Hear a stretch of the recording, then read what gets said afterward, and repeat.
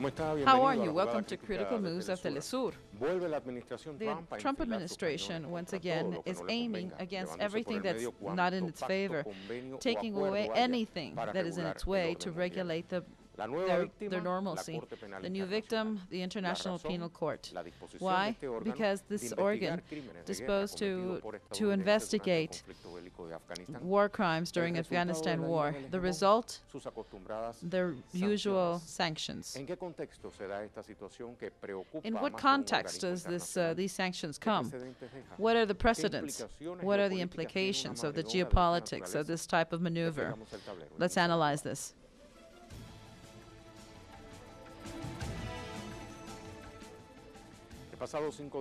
On March 5th, the International Criminal Court approved the investigation during the armed force in Afghanistan.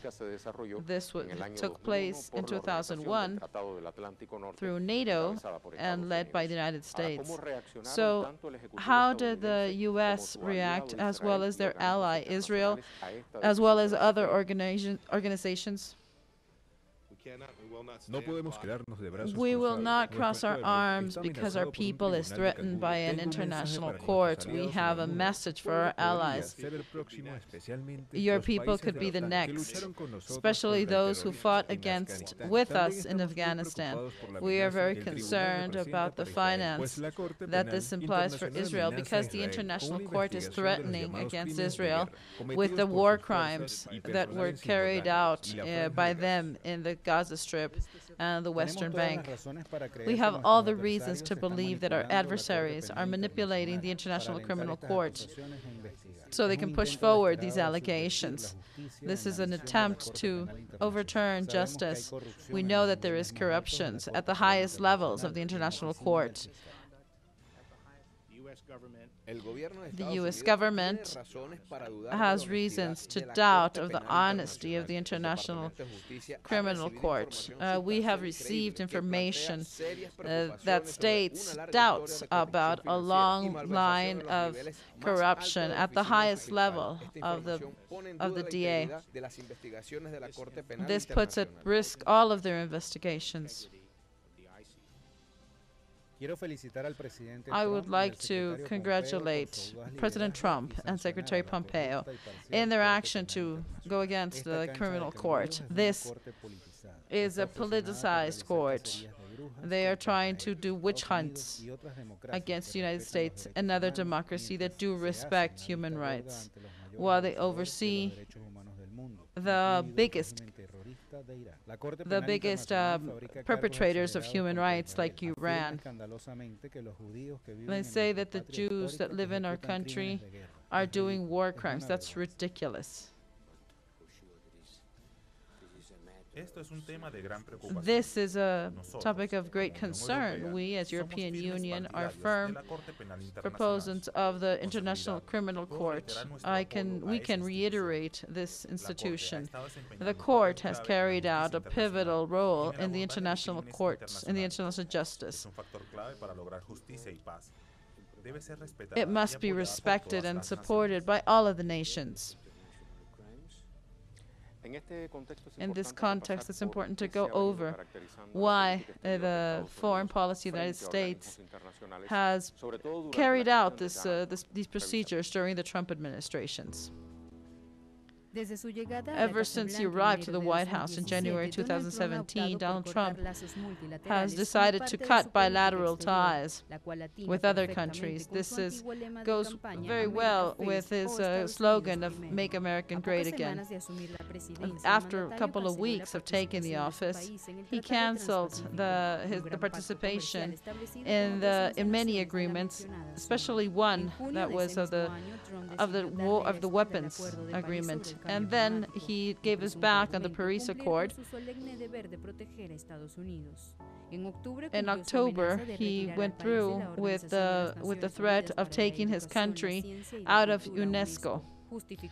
He justified this with irregularities of the financial and that there was a bias against Israel. In 2018, Trump announced that they would withdraw from the nuclear agreement with Iran, saying that Iran had not fulfilled all its parts. Everything he said of the reason why he withdrew was totally rejected by the investigation that was later carried out. Ever since, he has always increased the hostilities against Iran. Just a month later, he also withdrew from the Human Rights Council of the United Nations. He said that they were against Israel, who is an ally of the United States. However, this decision was made after the country decided to pull away parents and children on the border. Less than a year after, the country withdrew from the IMF, which is international agreement from the mid-range nuclear weapons. In 2020, and in the midst of the COVID-19, Trump said that would withdraw permanent funds from the WHO and accused this organism of bad organization and be an ally of China in covering the numbers of the expansion of the coronavirus. On May 22nd, Trump also announced that he was going to withdraw from the Open Seas treaties. He has shown a decision to go against any type of world consensus as part of his respect against other organizations. He went against the International Criminal Court. He said it was corrupt and authorized sanctions against people who investigate American people during the Afghanistan war or the Israeli occupation on Palestine. Let's begin with reviewing the digital websites. Well, the first one says the civilized world should not be threatened by Trump. In a civilized world, a court should not be threatened. This was said. The United States is not part of the ICC, but the Nigerian judge says that what is incredible about this is that this is a country that is allegedly one of the countries with the most solid justice system. What they pretend is to hit a blow that tries to go against the existence itself of the International Court.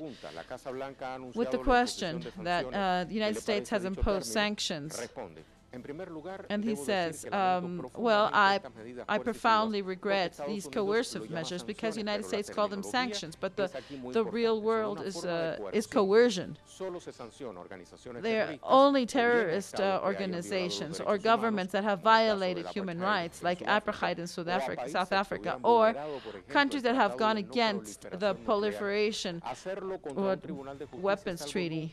But doing against an international criminal court has never been seen before. When threatening tribunals should not happen, and especially one of these type of tribunals. So then they tried it before, and we told them that this is an independent court, and they do not work based on force.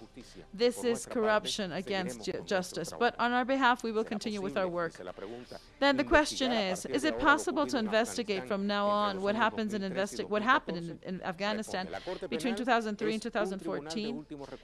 The answer is the International Court is a last recourse tribunal, and we can only act if they are asked to do so. But let's not forget that the Roma Statute says that it is possible. I can say that yes, we do have the possibility to open a process, and Afghanistan has done it. So we must wait if the tribunal think it's feasible that this possibility go through. What does Telesur say? This is on June 12th. International Criminal Court consider unacceptable the measures of Trump against it. They say that they are an attempt to interfere in the imperium of the law, and they think they're unacceptable. Ogo Kwan, president of the tribunal, says that all of these things are trying to go against processing cases against people who did go against human rights. These United States has imposed such measures as imposing sanctions on the visas of those who investigate the United States. Another decision is to block properties of these people, of the members of the criminal court, that are under U.S. laws.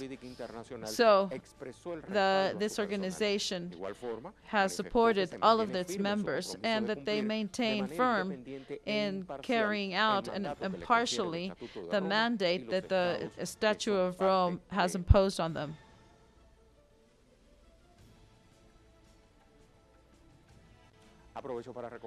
Let me suggest reading an article that is called The Sanctions Against the Personnel of the International Criminal Court.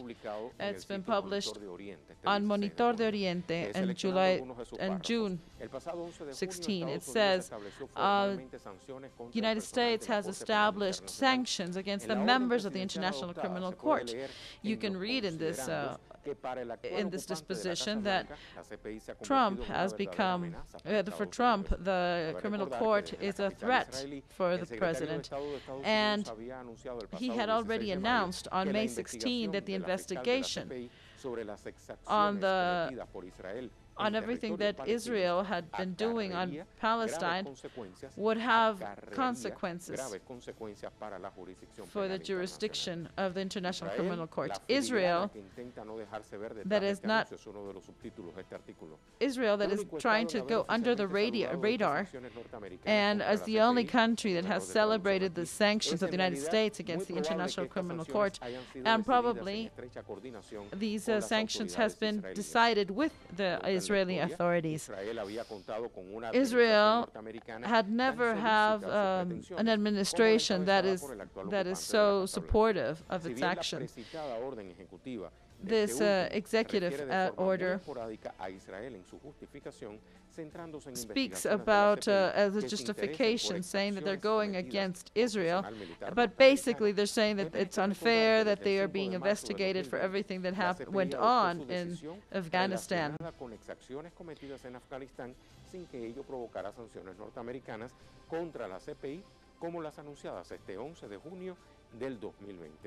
The timeline is not coherent with some of the explanations in the press, saying that the investigations of the International Criminal Court that has to do with Afghanistan, to explain this recent reaction beyond what either side see it when announcing these sanctions. In a declaration, the International Criminal Court rejects the U.S. decision. These attacks are an escalation and an attempt to interfere in the rule of law and the procedures of the tribunal. Without a doubt, this decision of the United States does not have any precedent in the international world. Maybe the date that was selected is a part of a timeline that is very precise, agreed with the United States and Israel as part of the schedule. They want to defy the basis of the world laws. This June 14, Israel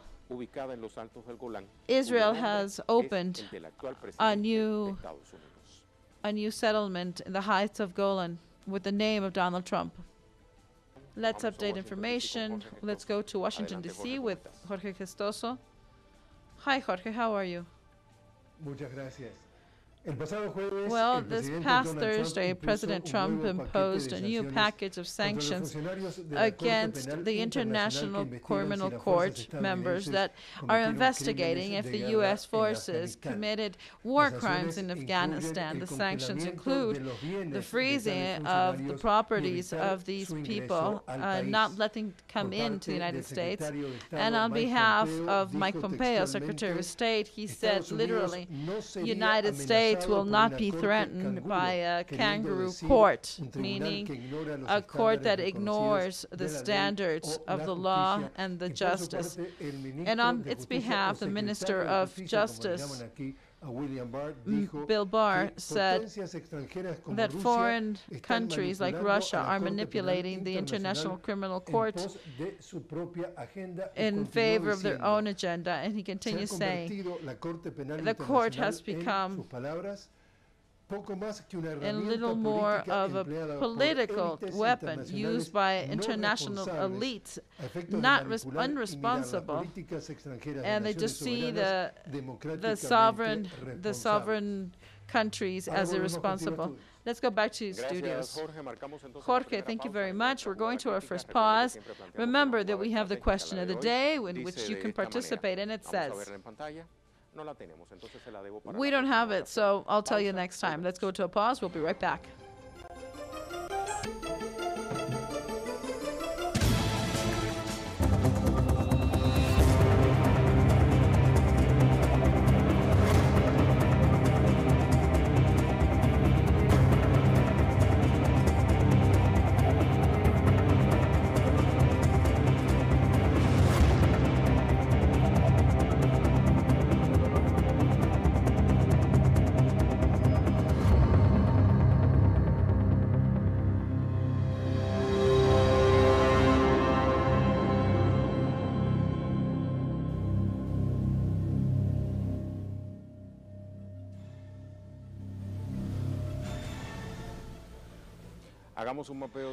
Let's see a map of the organization we're analyzing today.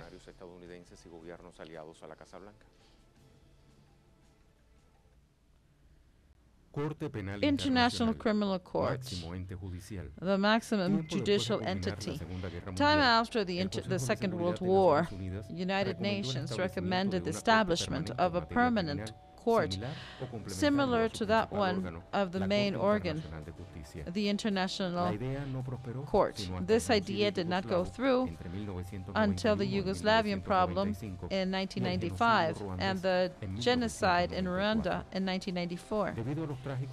Due to the unlawful events, there was a celebration in Rome, a summit of the United Nations leaders of establishing an international criminal court. This was done in 17 July 1998. This way, there was established the International Criminal Court as the main judicial international organism that will go against people and condemning the international crimes. The headquarters is The Hague, and it has 4 organs: Presidency, Judicial Divisions, Attorney General Office, Secretariat, 2 semi-autonomous offices, and the Fund for the Victims. It also has an assembly of the parts that is part of the legislative branch that will always go to the impartiality and independence of the court. They can only go against crimes that are in Article 5 of the Rome Statute that are genocide, any act that is a killing against people or members of the group, as well as intentional conditions of trying to do away with them. Crimes against humanity. These are crimes that are a generalized or systemized aggression against a civilian group that goes against the country. War crimes. These are crimes against humanitarian law during the war and violation of international law. Aggression crimes. Although this is not strictly defined, it means planning, preparing, beginning, or carrying out aggression that, due to its characteristics and scale, is a manifestation against the UN Charter. How does it work? It has several organisms and rules, and it only sees very particular cases. The investigations can start with by a petition by a petition by their fiscal, and what are the type of sentences? It can be a life in crime, 30 years, According to the Rome Statute, the court can assume jurisdiction of a country when the person does not want to be judged by their own government. The United States has historically opposed this legislation, and they maintain a fight so American people cannot be judged. George W. Bush rejected to sign any agreement, and he withdrew his membership from the Statute of Rome. Let's not forget that the United States has immunity with at least 60 countries, among which Colombia. With these agreements, American citizens cannot be turned in to the International Criminal Court.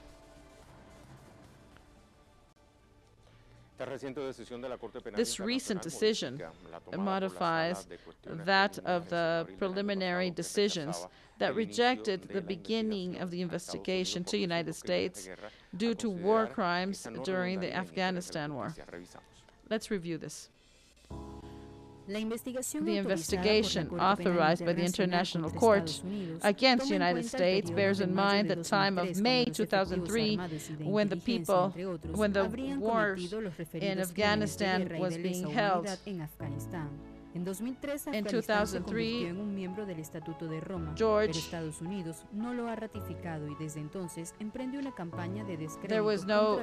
Washington is going against the International Court, saying that this tribunal can start a trial against, cannot begin trials against American citizens. So war crimes in the United States against civilians in the West has a lot of background, according to WikiLeaks. There was a collection of 1,000 reports when there was a report of hundreds of civilians. This happens at a time when Barack Obama had sent more soldiers to Afghanistan.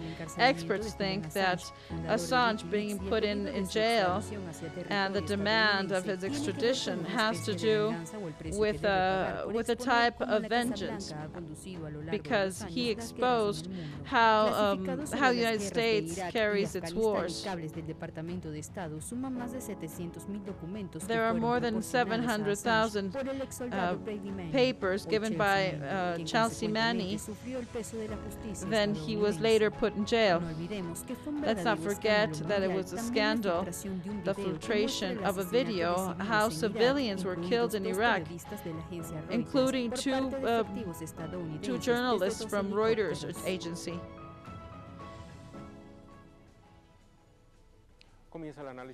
Let's begin the analysis, and we have from the United States Gloria La Riva. She's an American politician and from Argentina. Dr. Ron, he's an expert in international law, a Harvard graduate. I would like to thank you for both being here. Dr. Atilio, if you allow me, let's begin with Gloria. Gloria, once again, the Trump administration is showing their hegemonic role against international organisms, and now we see this case against the International Criminal Court. Well, the United States withholds for itself the right to ignore, violate the international law. They have always done so. But in this case, when we all know that what United States did and is still doing in Afghanistan is a war against the civilian population, and this is a way of acting in its wars. It's to attack the civilian population. And they're always done through bombarding or sanctions. So it's clear that although Trump has imposed these sanctions against the International Criminal Court personnel, the United States does not recognize or respect the decisions of the court, because they are the dominator of the world. Gloria, let's talk to Dr. Atilio. There are documents that show what Gloria Larriva just said. These are the Afghanistan papers that we know the consequence for people like Julian Assange or Chelsea Manning. Does the United States try to be a victim of everything, regardless of these papers? Well, I think that he does this as well as other European countries that have been their allies. The thing is that the United States has a long tradition to sign agreements, but then they don't ratify them.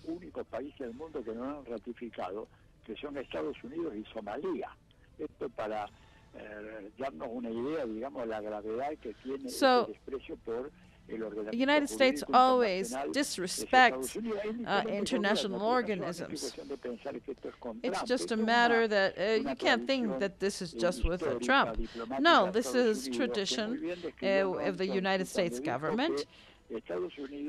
And they say that the United States never ratifies anything through their Senate because that is considered the political tradition. And therefore, they just don't do it. And of course, the covenants that the United States has signed but has not ratified is impressive. And what's happening now goes in the same line. Because now there's a second element, and this is that if the United States allows that the International Criminal Court that puts under trial the people who did things wrong in Afghanistan, this opens the door to judge many other people.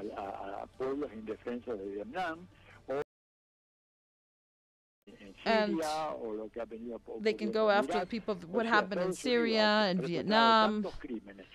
Well, the United States has committed so many crimes that it's obvious that opening the door to international justice is totally intolerable for the United States. That's why they're reacting with such force against these investigations. Thank you, Dr. Gloria. What are the characteristics of this type of sanctions against the International Criminal Court?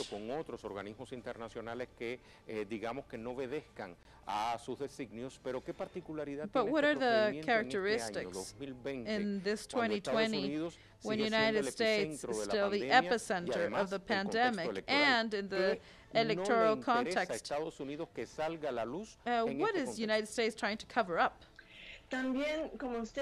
Well, as you say, we must see this rejection of the United States to the International Criminal Court and the imposition of sanctions, along with what is going on in the United States, where everybody has seen the repression and the representation of police and military.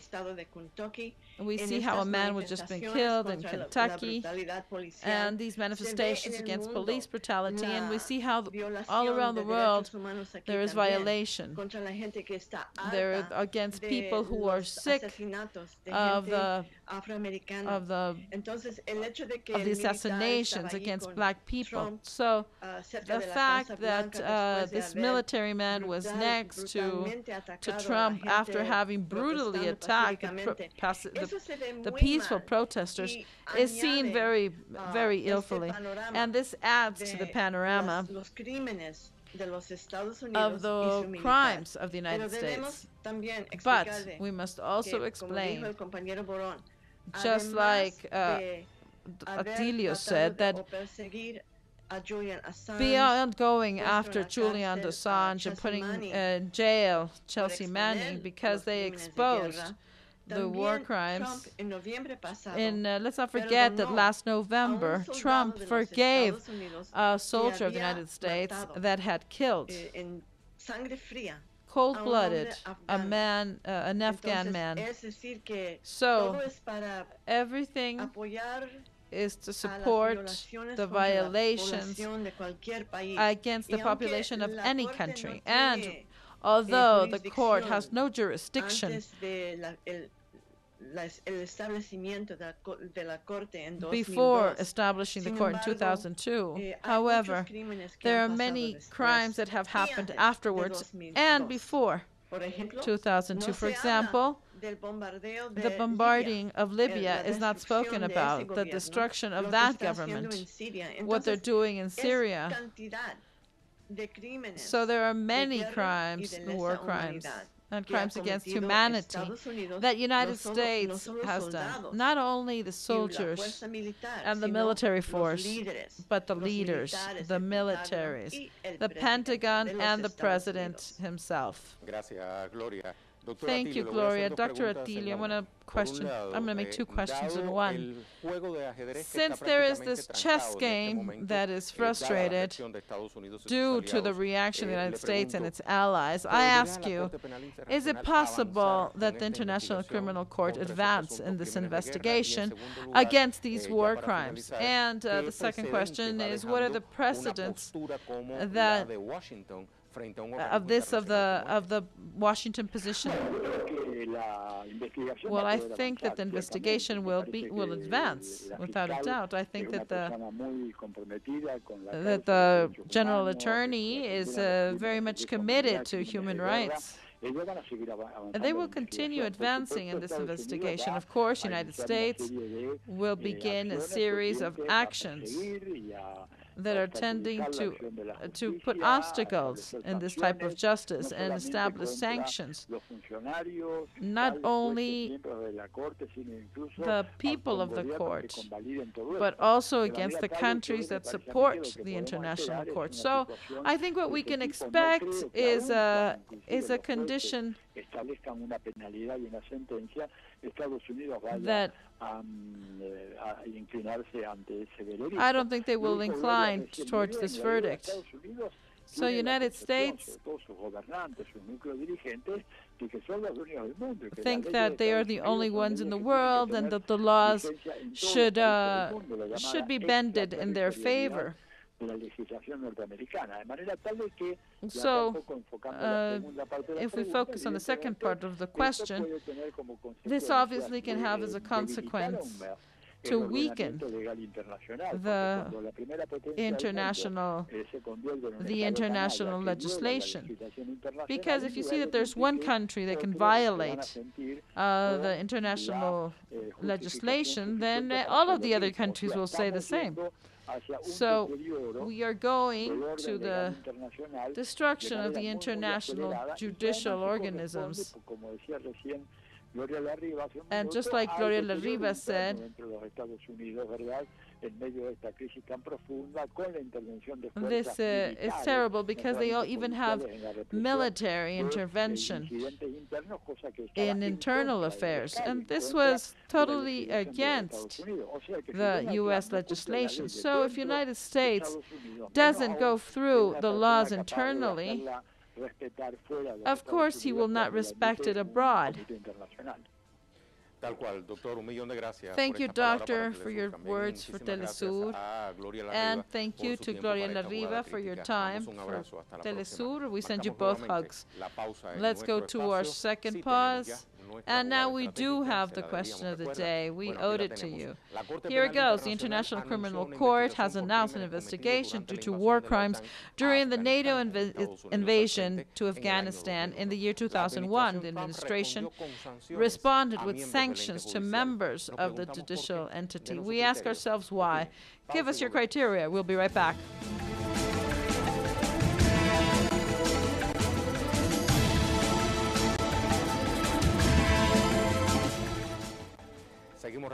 Let's continue reviewing the facts that we put in context. And the question is now, why does this happen now?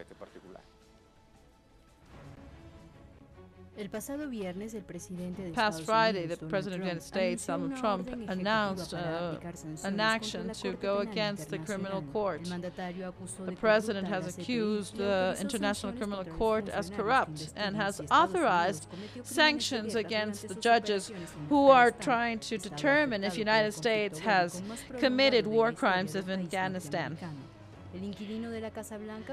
The White House tenant has based his decisions that the decisions of the court go against the U.S. and its sovereignties. They have accused Russia in being involved in this investigation. This attack against the ICC happens in the midst of what's going on in the Trump administration. On one hand, the COVID pandemic that puts the United States with the highest number of victims, more than 1,800,000, and the major number of dead people, more than 120,000. That is 30% of all of the world numbers. Analysts agree that this coincides with the dire effects on the U.S. economic life. To this situation, we have the outburst that is spreading through all of the cities of the United States after the assassination of George Floyd. The situation has had a total outbreak of the racist fight. Trump has threatened of invoking the insurrection law, saying that he can display the army throughout the cities. He also asked all of the governors to have a strong hand. All of this was rejected by Mark Sperr. He's the Joint Chief of the Army, who has maintained a distance now from the president. 80% of the voters say that the situation is out of control. And with this, Joe Biden has taken an advantage of 10% more. 10 more points. Let's continue with the analysis and critical moves. We have Hernan Vargas. He's an international analyst. Hernan, thank you for being here with us. Hernan, when you just thought that we were going to know everything in terms of action and reaction from the Trump administration, there are new surprises, like this one of going against the international court. Well, just as you said you never cease to surprise by the United States. Just like Atilio and Gloria said, this is a process that has been advancing. And let's not forget that, just as you mentioned, the United States has progressively left all of the instance of agreement. On one hand, the environmental laws, and the other one, human rights. The nuclear pact, they are consistent with the policy of the United States that are very centered in the possibility of having crimes against the environment, human rights, war crimes. This means they have their own patent of crime, and now what they're doing is just increasingly. Let's not forget this topic of the sanctions is every time more the main strategy. 40 countries are sanctions, and there are other multilateral organisms, just like you said. This comes to generate when even the European Union or the United Nations themselves say that they are concerned about this. What do you think of this, of leaving these international organisms? What they're trying to do is to order the world order. Has been catalyzed in the Trump presidency. Well, I think this has to do a lot with the hegemony of the United States that is in crisis. Well, and having a crisis doesn't mean that they're going to fail. It just means that they just become more aggressive. So this policy of war, let's not forget that the United States, that the International Criminal Court is investigating attacking on civil communities, illegal detentions, tortures, war crimes and war against humanity. What we're talking about is serious. So what they're doing is investigating war crimes that ever since September 9th, they're trying to control the Middle East through carrying out these illegal actions. Gloria said that beyond this investigation, there are many other acts where United States has had an important role, like, for example, the one you mentioned, or just recently, Libya. Well, yeah, because we must recall that when we spoke about that this is so consistent with the U.S. policy, we must recall that the United States has opened many war fronts in the Middle East, and that they're trying to open in other parts of the world. They also have 900 military bases all throughout the world. So, of course, they need to go beyond the line of human rights and going beyond the wars of crime, and having a pact with some countries where they have immunity. For example, this is the case of Colombia. They just did it with Silver Corp, when one of the agreements was there was not going to be any sanctions against the fighters of Silver Corp that were going to fight in Venezuela. So in the case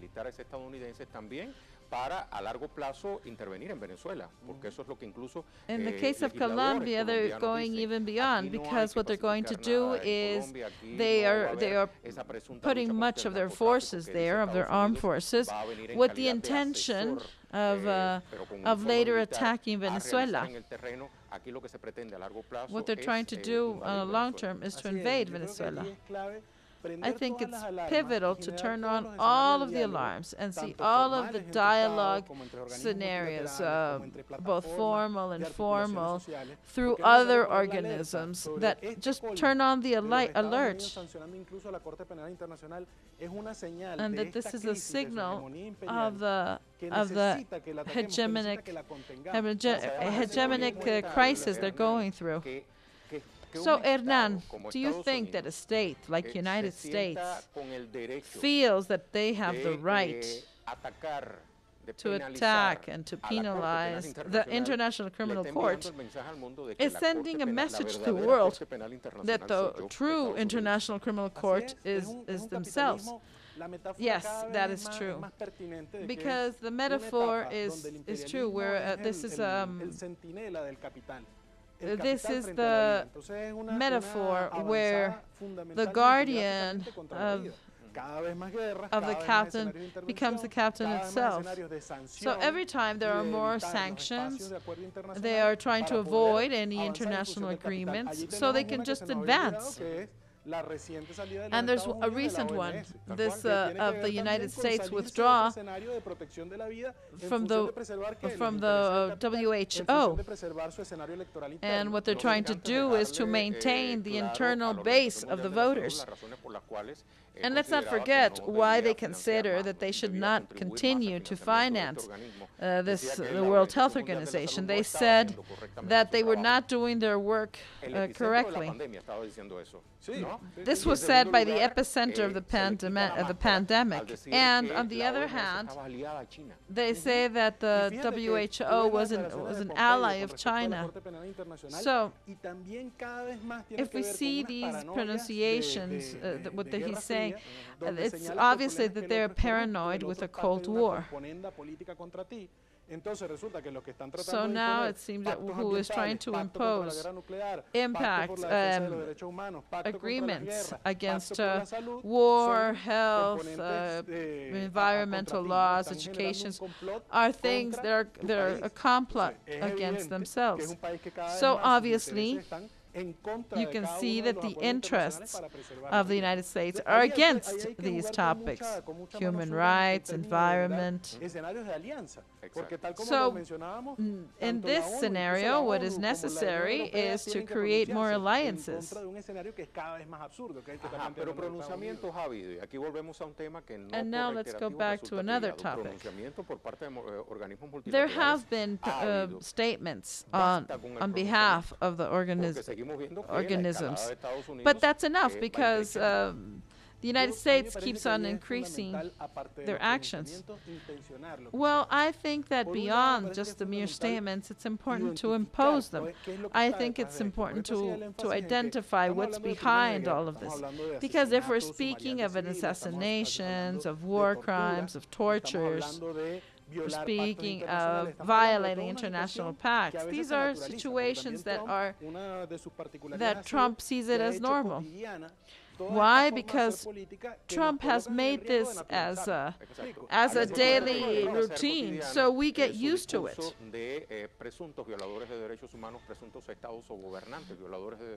He goes as far as accusing the rest of the violators of human rights, and so in the collective conscience, they believe it.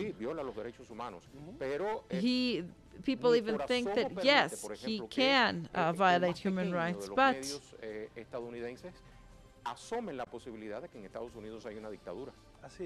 but he will not allow anybody to say that the United States has a dictatorship.